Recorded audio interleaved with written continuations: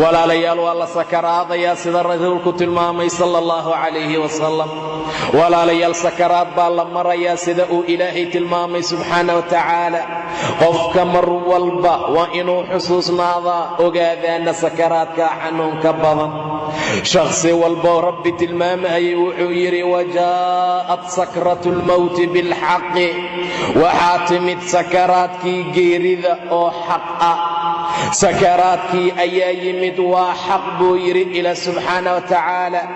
dalika maa kunta minhu taxiid, waxaad ka iiliilan jirtay oo aad ka leexleexan jirtay waa kaasaa ayaa loo dhahayaa. bacdamay xaaladdu sidaa tahay waa inaan ta'ahub samaynaa, waa inaan diyaar garownaa, waa inaan ilaahay wax badan ka barinaa inuu sakaraadka noo qafiifiyo. nebigu markuu sakaraadaayey orahdiisa waxaa ka mid ahayd allaahumma acinnii calaa sakaraati almowt, ilaahayow sakaraadka maydka iiga macin, ilaahayow sakaraadka xanuunkiisa iiga kaalmee. caaisha waxay tiri koombaa biyo ugu jira gacantuu gelinayaa nebiga, sakaraadkii yaa haaya, xanuunkii sakaraadkaa nebiga haaya, wejigiisuu marinayaa, markaasuu leeyahay laa ilaaha ila allah inna lilmowti la sakaraat. ilaahay mooye alla kale oo xaqnimo lagu caabudaa ma jiro. sakaraadku wuxuu leeyahay xanuun, sakaraadku wuxuu leeyahay khamaraad, sakaraadku wuxuu wataa xanuun cajiib badan. allaahumma arafiiqi alaclaa, ilaahayow rafiiqa sare igeey, ilaahayow rafiiqa sare igeey. caaisha waxay tiri nebigu markuu sidaa ahaa ee cabbaar uusaa u sakaraadsanaa ayuu yidhi caaishay dadka salaada ma tukadeen? caaisha waxay tiri maya rasuulka allow waa lagu sugaa. biyaha isii buu yidhi, biyaa la siiye nebiga waa isticmaaloo waa isku shubay. wuxuu rabaa inuu masaajidka aado sala allahu calayhi wasalam, wuxuu rabaa salaada jamaacada inuu ka qayb galo sala allahu calayhi wasalam, wuxuu rabaa ummadda inuu imaam u noqdo, waana sakaraad. nebigu waa baxay oo waa hinqaday oo wuxuu damcay inuu istaago. lug ayuu kor u qaaday nebiga sala allahu calayhi wasalam, tii labaad ayuu rabay inuu kor u qaado, waa kari waayey, istaaggiisuu ka dhacay sala allahu calayhi wasalam. nebiguna waa miir daboolmay, nebiga muqshi ayuu galay. wuxuu mar kasta u socdaa inuu masjidka aado, sababtu waxay tahay wuxuu u diyaargaroobayaa qiyaamaha. wuxuu rabaa inuu asagoo salaadii taagan oo ilaahay hor taagan oo khayrka iyo wanaagga ku socda inuu rabbigii hortaga subxaana wa tacaala. nebiga cabbaar buu jiifay, indhaha ayuu soo kala qaaday bay tiri caaisha. hadalka ugu horeeyey ee uu ku hadlay wuxuu ahaa dadka salaada ma tukadeen, salaadii ma la tukaday ayuu rasuulku yidhi sala allahu calayhi wasalam. caaisha waxay tiri maya rasuulka allow adaa lagu sugaa. nebigu waa baxay, wuxuu damcay inuu istaago, haddana lug buu qaaday. kii labaad intuusan qaadin ayuu sarajooggiisii ka dhacay haddana sala allahu calayhi wasalam. haddana waa miir daboolmay. 3 mar markuu sidaa noqday ayuu yidhi abuubakar amra dadka maanta salaada ha dujiyo. waxa nebiga saa yeelaa na sugaaya walaalayaal, wax sakaraadka xanuunka badan baa na sugaya.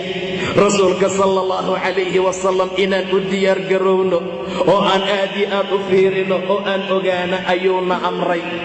qofka sakaraadka soo kora waad aragteen dhibaatada uu leeyahay walaalayaal, aad iyo aad bay kurba iyo dhibaato u tahay. rasuulka sala allahu calayhi wasalam gabar uu dhalay, wiil ay dhashay ayaa sakaraadkii galay. waxay tiri nebi maxamed iigu soo waca, aabbahay ha laygu soo wacay tiri zaynab. rasuulka sala allahu calayhi wasalam adeegihii irgaha u yimid, mar allaala markuu u yimid ayuu yidhi waa lagu wacayaa, gabadhaadaa ku wacaysa. canug yar oo ay ayada dhashaa muqaddamaadkii geerida ku jira. rasuulku wuxuu yidhi gabadhayda iigu salaama, salaan iga gaarsiiya. inna lilaahi maa akhada, ilaahay wuxuu qaatay asagaa iska leh, wuxuu bixiyana asagaa iskale. shay walba alla agtiisa ajal la magacaabay ku leeyihiin. gabadhayda ha sabirto, hana ajir xisaabsata buu yidhi nebiga sala allahu calayhi wasalam. intaa kadib baa akhbaartii loo keenay. waxay tidhi laya'tiyannahaa, allaan ku dhaartee aabbahay wuu noo imaanaa.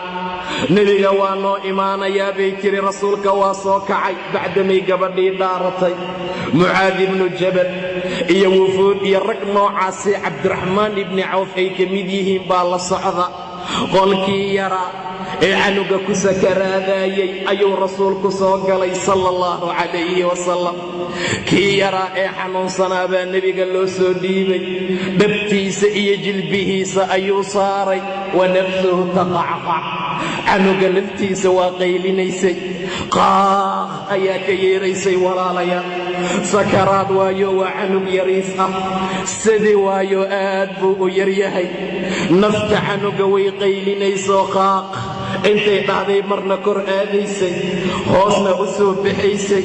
nebi moxamed markuu arkay sala allahu calayhi wasalam xanuunka, nasxiga, sakaraadka canuga saaran, fafaadad caynaa, nebiga waa ooyey sala allahu calayhi wasalam. wixii nebiga ka ooyiyaana sugaaya. wixii nebiga indhihiisa biyo ka keenaana sugaaya. waxa nebiga indhihiisa ka ooyiyey waa wax na sugaaya. kullu nafsin daa'iqatu lmawt, naf kasta geeri bay dhadhaminaysaa. canug sabi ah waaye, waa ilmo yar oo aan weli dembi samayn. xijaabkiina adkaysta walaalayaal, xanta iyo xaaraanta iska daaya. waxaasaa na sugaaya, waxaasaa noo dambeeya, waxaasaa gadaasheenna ahaaday. nebiga markuu arkay fafaadad caynaa, indhihiisaa soo daatay oo waa ooyey. cabdiraxmaan ibni cawf baa yidhi wa anta yaa rasuula allah, adimaa ooynaya rasuulkii ilaahayo. maxaad u ooynaysaa rasuulkii ilaahayo? nebigu wuxuu yidhi sala allahu calayhi wasalam, ya bna cawf, inna haadihi raxma, tan naxariis waaye. ilaahay baa quluubta dadka yeela subxaana wa tacaala. ina alcayna tadmac, indhuhu waa biyeeyaan, qalbiguna waa cadsanaya, qalbiga waa qushuucaya. sidaa darteed ayuu rasuulku yidhi ilaahay wuxuu u naxariistaa addoommadiisa arruxamaa. dadka naxariistaa loo naxariisana. maanta meydkii aragnay, sigaaraa lagu kor cabay, waa lagu dul sheekeeyey, waa lagu dul xantay. waxa noo dhimanoon ku cibro qaadanayna maxay yihiin? war qofka geerida ku cibro qaadan waaya muxuu ku cibro qaadanayaa? kafaa bilmowti waaxida, geeri ayaa wacdi ku filan walaalayaal. rasuulka sala allahu calayhi wasalam wuxuu aad noogu tilmaamay inaan maalintaa u diyaargarowno.